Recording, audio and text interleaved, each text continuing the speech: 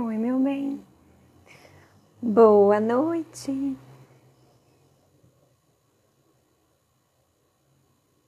Tudo certinho? Oi, Leonor. Boa noite. Olha quem tá aqui hoje. Gente, tô só tentando fixar um comentário. Vamos ver se vai dar certo hoje. Substituições. Bom, enquanto eu vou fixando aqui, hoje eu tô fazendo o primeiro Conversas com vocês. Para quem vem me acompanhando aqui no Insta, né? Eu resolvi colocar esse nome justamente por fazer uma analogia com o nome da página, né? Então, utilizei as iniciais e aí eu criei essa conversa com vocês, que vocês podem estar utilizando vocês ou o Viva com o Sabor propriamente dito. Então, hoje a gente vai falar sobre glúten, quais são, o que é, né, onde a gente pode encontrar e também como a gente vai fazer substituições. Então, diferente do trigo, a gente vai ver que temos que fazer algumas adaptações aí quando a gente fala em mudanças em relação ao glúten. Então, hoje em dia, né, a gente tem várias pessoas aí estão adquirindo receitas sem glúten. Nos Estados Unidos, por exemplo, né, 30% da população lá hoje ingerem receitas ou alimentos que não contêm glúten, mas quando a gente olha para a população que tem algum tipo de problema com o glúten, a gente vê uma porcentagem muito baixa, né? Eu vou falar um pouquinho da doença celíaca, da alergia ao trigo. Então, a gente consegue ver uma porcentagem baixa de pessoas aí que apresentam algum problema. Porém, quando elas apresentam, né, tem um certo agravante e até hoje, se vocês olharem nas rotulagens, a gente observa que contém ou não contém glúten, justamente por conta dessas pessoas que têm necessidade de saber se ele está ou não presente, né? Mas não é assim de hoje que a gente fala de glúten, né? Apesar, o pão, por exemplo, se a gente pensa no pão, ele vem de muitos anos, né? Muitos anos atrás que o ser humano já consumia pão, né? E o pão tinha glúten e ao longo dos anos foram se fazendo estudos para tentar identificar a composição dos alimentos e também foram descobrindo aí alguns problemas de saúde em relação ao glúten, né? Então, na Segunda Guerra Mundial, por exemplo, a gente teve um pediatra holandês que ele foi observando, a partir do momento que a gente que as crianças deixaram de consumir o glúten por conta de eles estarem num período de fome, né? Então, nesse período, as crianças celíacas passaram a não consumir o glúten. Por quê? Nesse período de guerra, eles substituíam a farinha de trigo e de aveia por farinhas mais baratas, como a farinha de arroz e de milho. E esse pediatra, né, ele foi notando que as crianças, por exemplo, apesar de ter fome nesse período, as crianças que eram celíacas, elas apresentavam melhora no quadro. E aí, ao final da guerra, ao interar novamente o glúten, né, no caso a farinha de trigo e até mesmo a de aveia, as crianças voltaram a sentir os sintomas como diarreia, distensão, e isso fez com que ele notou, né, essa diferença. Na época ele até fez um estudo em relação a isso, né, sugerindo a modificação para principalmente crianças celíacas da farinha de trigo e de aveia pela farinha de milho e a de arroz. Mas somente anos depois, né, com a vinda do método da endoscopia, que foi fazendo novas descobertas, e aí hoje a gente já tem um diagnóstico preciso para quem tem doença celíaca, no caso. Então, quando a gente fala de glúten, temos 3 problemas de saúde relacionados a ele. Então, a doença celíaca, né, o que é a doença celíaca? Ela é uma doença autoimune, ou seja, o próprio organismo ele vai atacar a si mesmo para se defender. E nesse caso, então, a gente tem esse problema e com isso a gente tem uma inflamação, né? Principalmente no sistema digestivo. Então, as pessoas que têm doença celíaca, elas vão apresentar problemas no trato intestinal, principalmente no intestino delgado, e por isso que na endoscopia, né, com a biópsia do intestino, é possível a gente saber se a pessoa é celíaca ou não. Oi, Lene, tudo bem? Outro problema que a gente tem, né, é a alergia ao trigo. Então, nesse caso, quando a gente se refere a uma alergia, a pessoa vai ter uma hipersensibilidade a esse componente, né? Ela é presente principalmente em crianças, mas pode acontecer também numa vida adulta. Normalmente, as pessoas que apresentam uma alergia alimentar, elas não vão ter alergia a um alimento, né? Elas acabam tendo a outros também. Não é uma regra, mas pode acontecer. E um terceiro caso, a gente tem a sensibilidade ao glúten não celíaca. Então, para esse terceiro caso, ele é um pouco mais recente do que os demais. Então, qual que é o diagnóstico?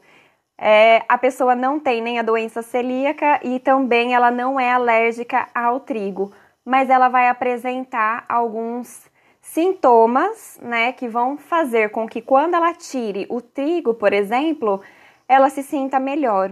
Então, ainda não é bem definido um diagnóstico, ele acaba sendo um diagnóstico por exclusão.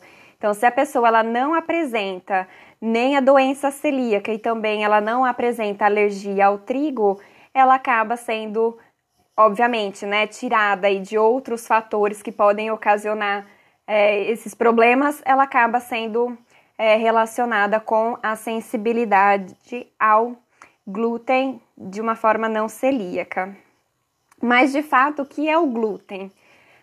O glúten, ele acaba sendo um complexo de proteínas presente em alguns cereais, né? Então, ele é bem presente no trigo, na cevada, no centeio e também acontece na aveia. Qual é a diferença, né? Quando a gente fala em glúten, para a gente formar o glúten em si, a gente tem a presença de 2 proteínas estruturais, que a gente chama, e essas proteínas, quando elas são adicionadas, né, elas entram em contato com a água e também com movimentos mecânicos, aí sim a gente vai formar o que a gente chama de rede de glúten, né? Então, na verdade, o glúten ele precisa de vários processos, né? Então, no caso de um pão, por exemplo, quando a gente adiciona a farinha de trigo, no caso, com água e a sova, que seria o movimento mecânico, a gente ativa essas proteínas e elas juntas vão formar a rede de glúten que a gente conhece.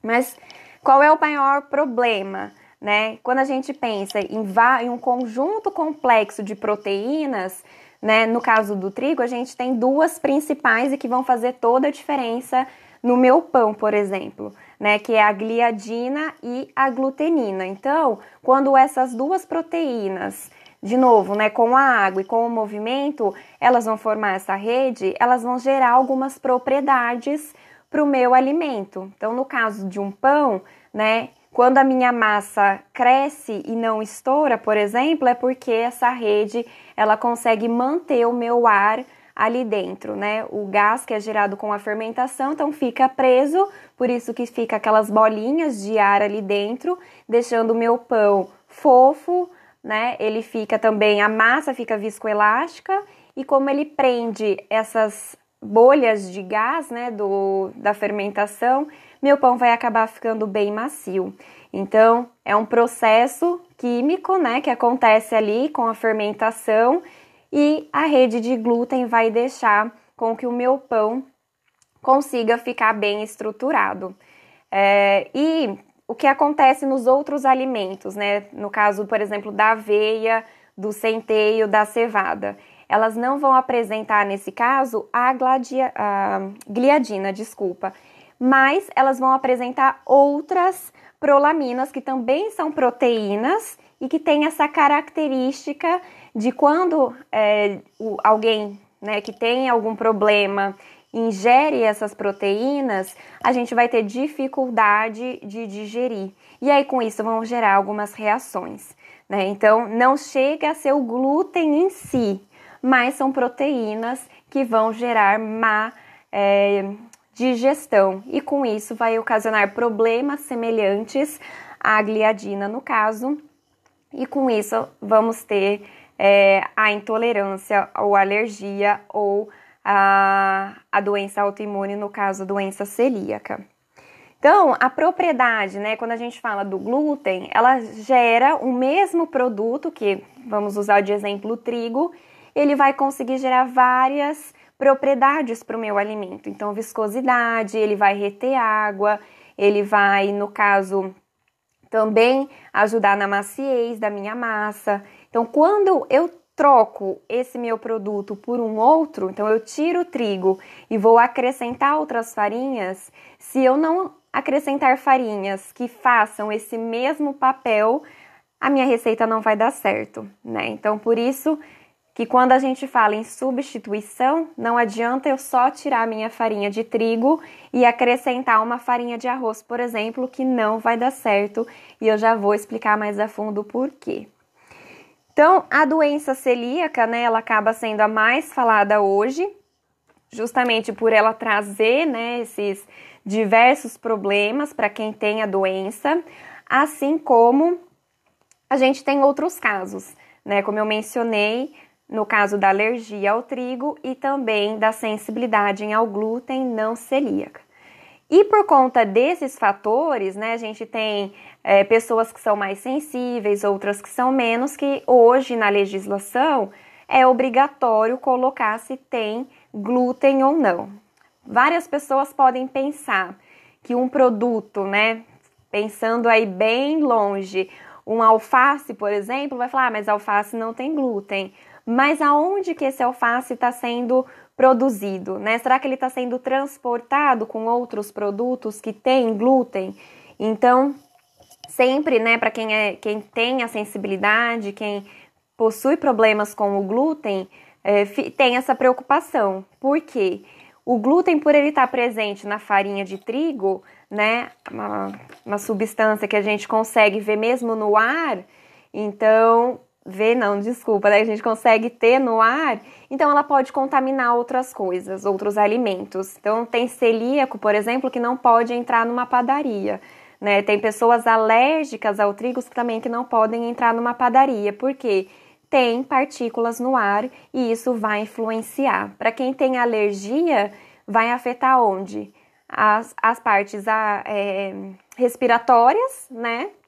Então, se o meu ar está contaminado, ao respirar esse ar, ela já vai ter, se ela tiver uma sensibilidade alta, né? Ela já vai começar a ter reações.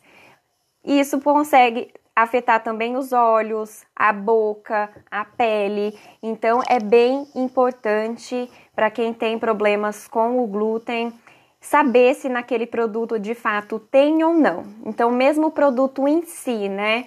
Como eu dei o exemplo aí de uma alface, mesmo o produto não tendo, ele pode ter sofrido algum tipo de contaminação por ter sido manuseado em ambientes que são fabricados produtos com glúten, né? Então, pensando numa padaria, por exemplo, você entrou na padaria, vai ter glúten ali, porque tem farinha no ar. Então, essas partículas já suscetíveis de contaminar pessoas que são bem sensíveis a esse componente. Então, é bem importante, né? E hoje, na legislação, a legislação aqui no Brasil, para quem não conhece, né, é a Anvisa que faz a regulamentação desses aportes nutricionais ou até mesmo alegações, embalagens. Então, hoje, pela Anvisa é possível ver que é obrigatório informar se o seu produto contém ou não contém glúten e ele deve estar legível e num lugar de fácil identificação. Então, por isso que às vezes você olha, mas é óbvio que esse produto não tem glúten, mas às vezes ele está sendo fabricado num ambiente que tem. Então, por isso ele pode vir na embalagem, por exemplo, pode conter traços ou até mesmo contém glúten, né? Por que vem essa variação na minha embalagem? Porque hoje a legislação, né, apesar dela colocar que é obrigatório o meu fabricante fornecer essa informação, mas ela não determina a porcentagem que pode ter no meu produto ou não.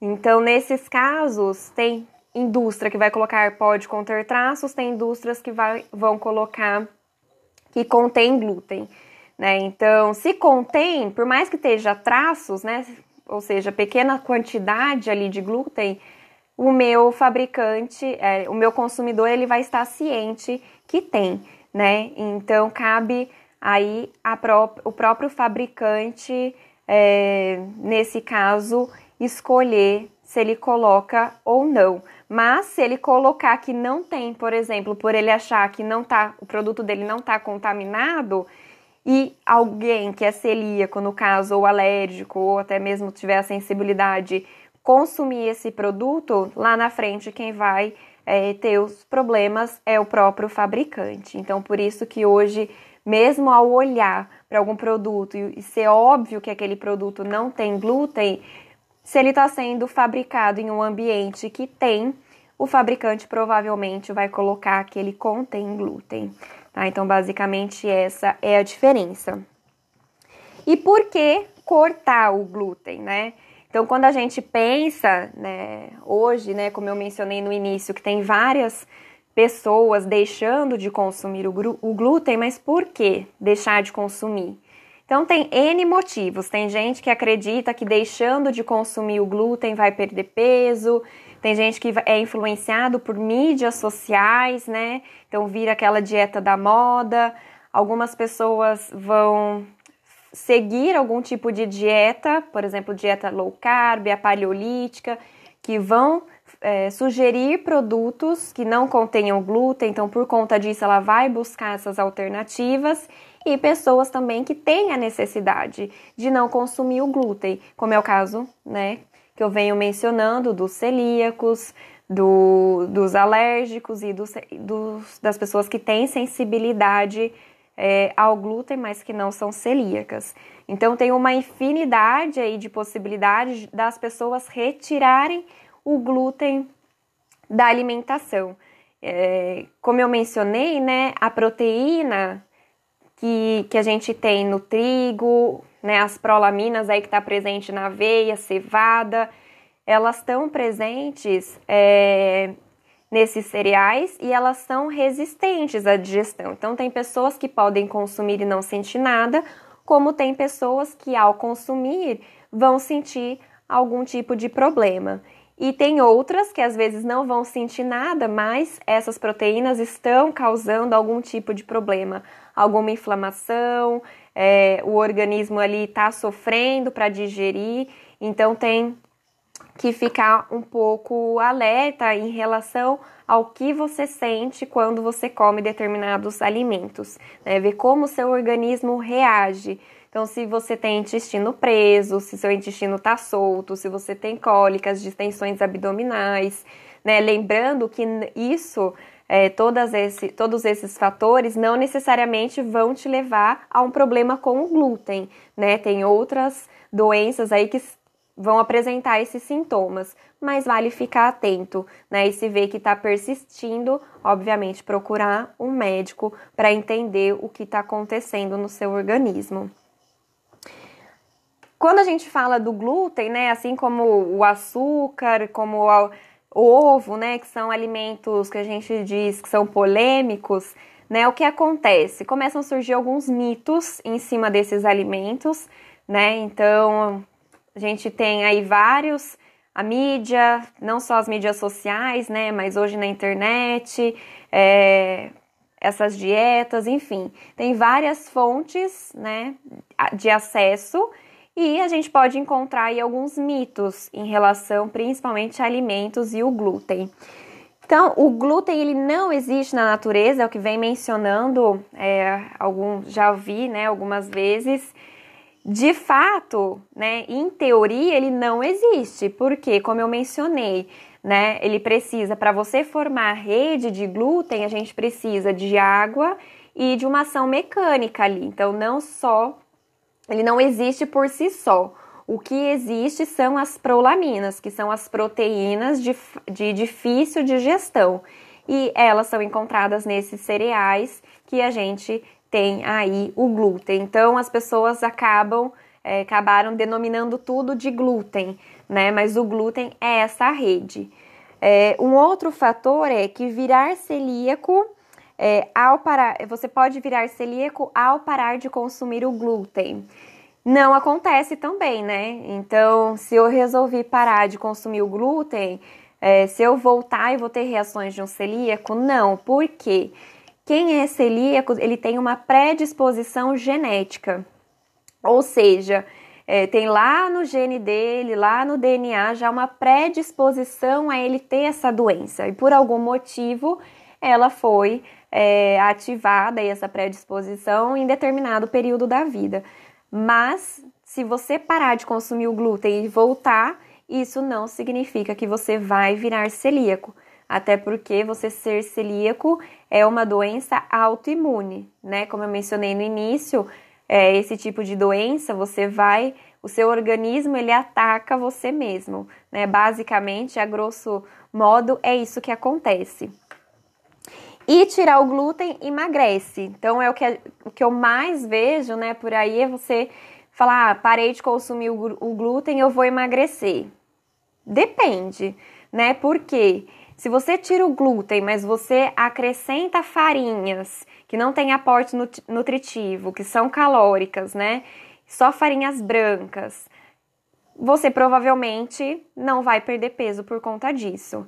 Tirei o glúten, mas continuo consumindo produtos de alta caloria. Então, refrigerantes, balas, sorvetes, doces em altas quantidades. Então, vai adiantar tirar o glúten? Não, né? Você vai continuar ganhando peso. Então, tenho que refletir, né, um pouco, que quando eu tiro um alimento, tenho que ver por qual eu tô trocando, né? E por isso que muitos nutricionistas vão utilizar de estratégias para as pessoas conseguirem perder peso. Então, não tem milagre, né? Então, para você perder peso é um conjunto de fatores. Não é só porque eu tirei o glúten que eu vou perder peso. Então, tem pessoas que tirou o glúten e perdeu, acontece, mas o que mais ela deixou de tirar?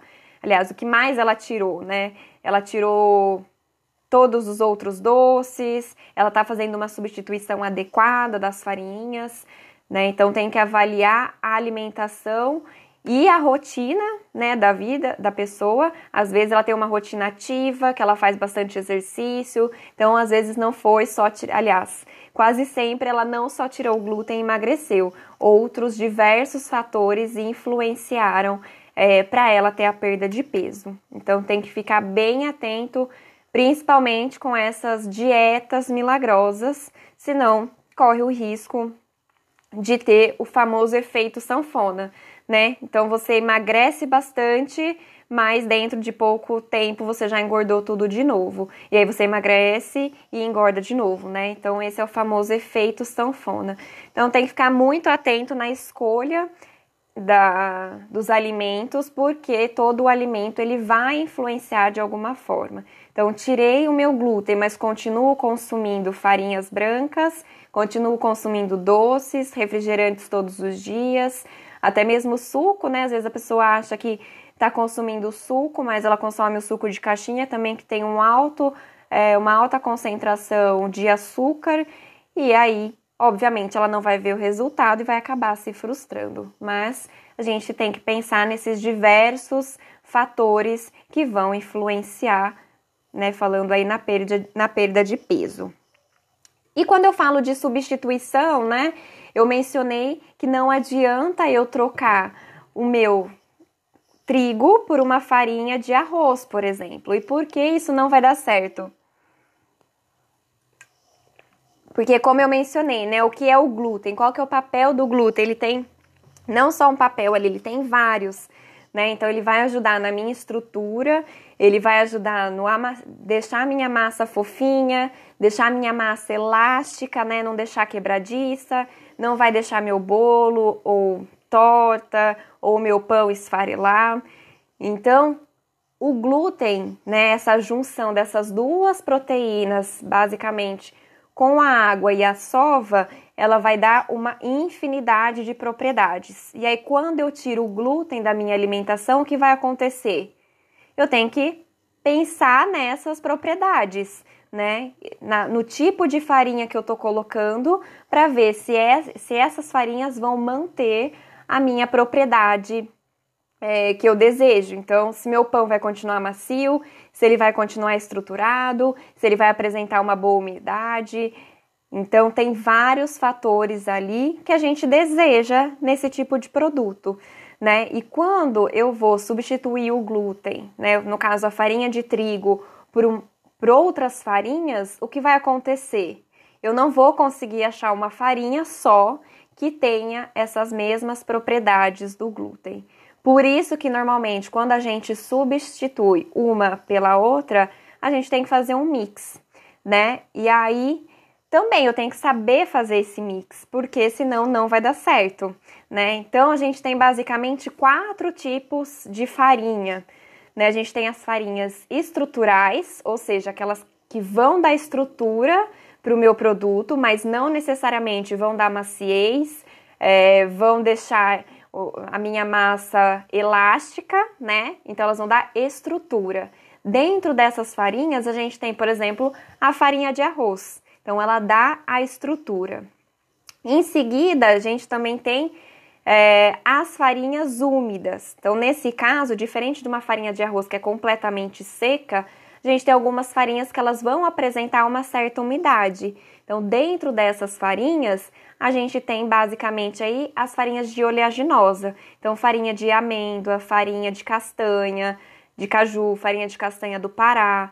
Então, elas vão dar um pouco de umidade e com isso, né, por elas também apresentarem bastante gordura, elas serem ricas em gordura, elas vão auxiliar também na maciez do meu pão. Ou, enfim, de qualquer produto que vocês forem fazer essa substituição do trigo. Além disso, a gente tem as farinhas de liga, ou seja, coloquei estrutura, coloquei maciez, mas quando eu fiz o meu bolo, ele esfarelou. Por quê? Não teve a liga, né? Então, preciso adicionar uma farinha que dê liga para o meu pão, para o meu bolo, para a minha torta. Porque se eu só colocar a farinha de estrutura e eu só colocar a farinha com umidade, com gordura, pode não ser suficiente. Então, nesse caso, tem algumas farinhas que apresentam liga, então a farinha de chia, farinha de linhaça, por exemplo, e também é utilizado algumas gomas.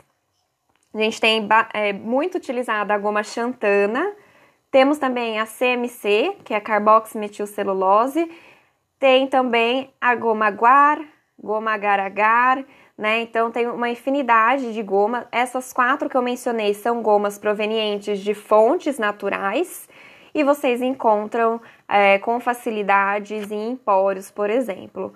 Se não encontrar em empório, mas aqui na região é bem servido, né, de empório, é fácil de encontrar essas gomas. Se não, na internet é bem prático de encontrar. E aí temos que fazer uma mistura, né, adequada, porque se eu colocar muita goma, né, por exemplo, ou uma farinha de liga, pode embatumar, ficar muito viscoso a minha massa e não vai ser legal. Então aí entra as dosagens. E por último, tem a parte das féculas e amidos, né? Então, eles também vão auxiliar na maciez. Então, são fontes aí mais baratas, né, do que as oleaginosas, por exemplo, que vão deixar a minha massa ter fofura, vamos dizer assim, né? Então, temos féculas de batata, fécula de mandioca, amido de milho, então a tapioca, né? Então, a gente tem várias farinhas que vão ajudar a dar maciez. Então, essa é a diferença. Por isso que não dá certo de eu tirar uma farinha. Não dá certo de eu tirar o trigo, né, a farinha de trigo, e colocar só uma farinha de arroz. Ou não dá certo eu tirar a farinha de trigo e colocar só um amido de milho, ou só uma tapioca. Eu tenho que fazer essa mistura, porque o glúten ele acaba dando estruturas, né, propriedades únicas ao meu alimento. E quando eu tiro ele, eu tenho que suprir as funções, né, as propriedades que ele vai dar no meu produto final. Então, com isso, a gente acaba misturando.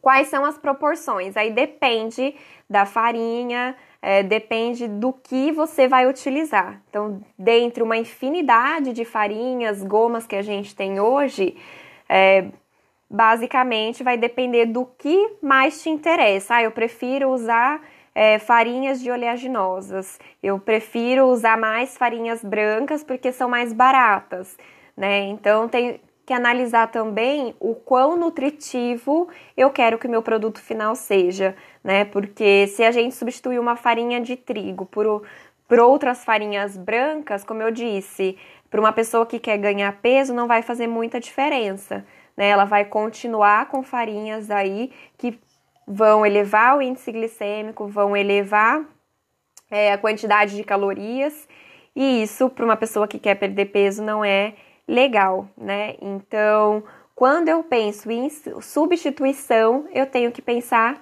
nisso, né? Quais são as propriedades que eu preciso na minha massa? Então, quando eu penso num pão, né, o que eu desejo num pão? Eu desejo que ele seja fofinho, eu desejo que ele tenha uma crosta crocante, eu desejo que ele cresça bastante, né? Então, são propriedades que a gente consegue refletir e, com isso, escolher as melhores substituições.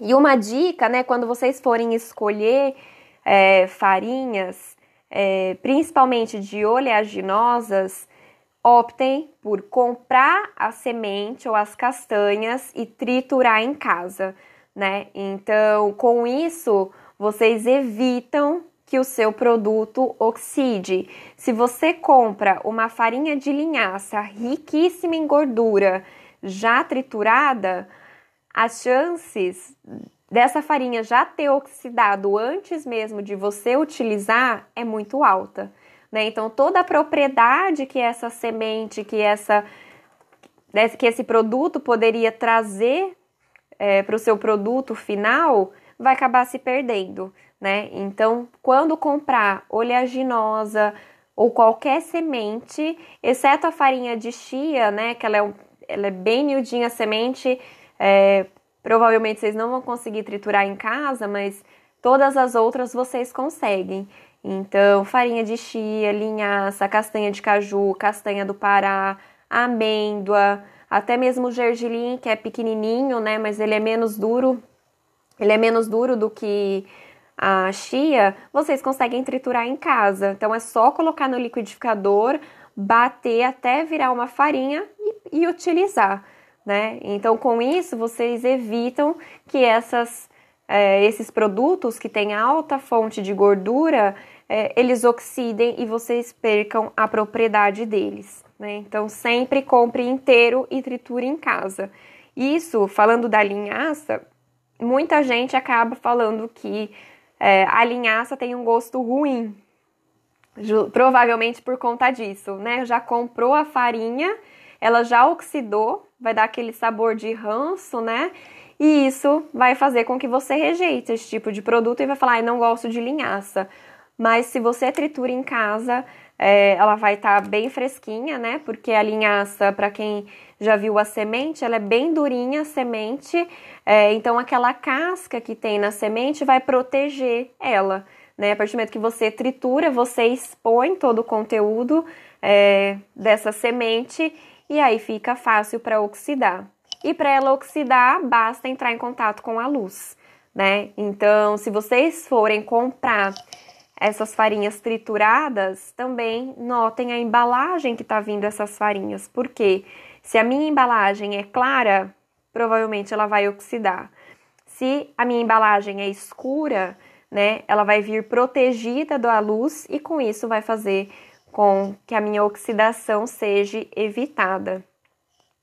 E provavelmente, se vocês olharem, né, tá numa embalagem clara, não mudou o sabor, não mudou o gosto, provavelmente colocaram um agente antioxidante ali, né, para evitar essa oxidação do meu óleo, né, presente nessas sementes, nessas castanhas, e com isso vai fazer com que ela tenha uma durabilidade maior. Mas é uma dica muito preciosa e que não dá trabalho, né? Muitas vezes vocês podem até pagar mais barato das castanhas, das sementes, do que propriamente dito da farinha, né? E você vai conseguir manter os benefícios que ela tem. Então, uma dica valiosa aí para vocês quando forem comprar esse tipo de alimento. Bom, e quando a gente pensa, né, de novo, na substituição do meu glúten, lembrando que eu tenho que sempre pensar nas propriedades que eu quero, né? Então, quando eu tirei o glúten, eu tô tirando maciez, estou tirando um pouco da estrutura, estou tirando viscosidade, elasticidade, então estou tirando várias propriedades ao mesmo tempo. Então, pensem sempre nesses 4 tipos de farinhas, né, que eu mencionei para vocês. Então, farinhas de estrutura, farinhas úmidas, farinhas de liga e até mesmo os amidos e féculas. Então, vale a pena refletir um pouco na hora de comprar, porque tem pessoas que falam, vou tirar a farinha de arroz, mas eu vou usar um amido de milho e uma fécula de batata. Nesses 2 casos, você vai estar adicionando maciez,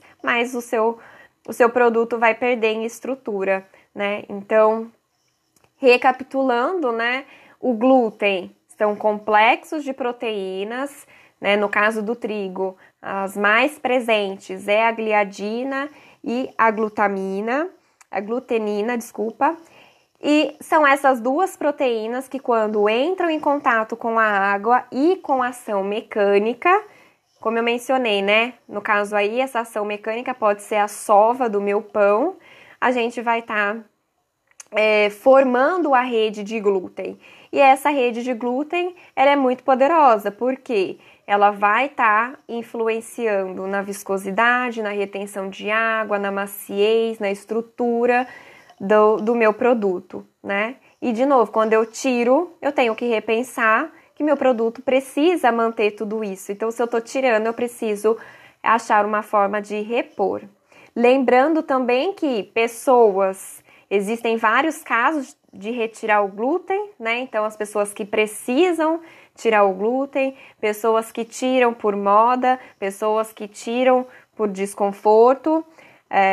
Tem um estudo que ele mencionou, esse estudo foi feito lá em Minas Gerais, foi um estudo em ratos, e o que eles fizeram, né? Eles mantiveram a mesma alimentação idêntica. Em uma parte, eles retiraram o glúten, em outra, eles mantiveram. E eles observaram melhora, né? Numa alimentação sem o glúten. Então, viram que ao retirar o glúten, você pode estar diminuindo inflamações no seu organismo. Tem também estudos que vão estar associando o glúten com problemas mentais. Então, no caso, depressão, ansiedade, o autismo, né? Tem muitos estudos relacionando a questão do glúten, até mesmo da lactose em autistas. Então, assim, tem muitos estudos em andamento. Lembrando que para retirar vale a pena procurar um médico, né? Porque às vezes você retira e aí, se você tem algum sintoma, vamos dizer que eu retirei hoje, deu 20, 30 dias, eu fui lá consumir alguma coisa e me fez mal.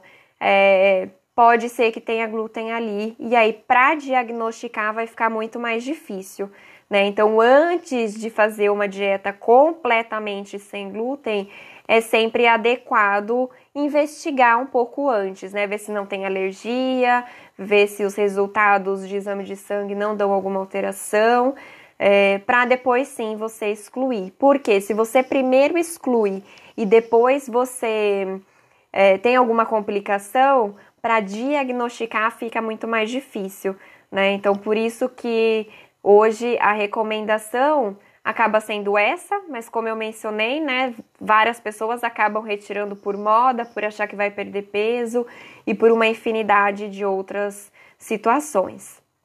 Então, vale a pena dar uma investigada antes.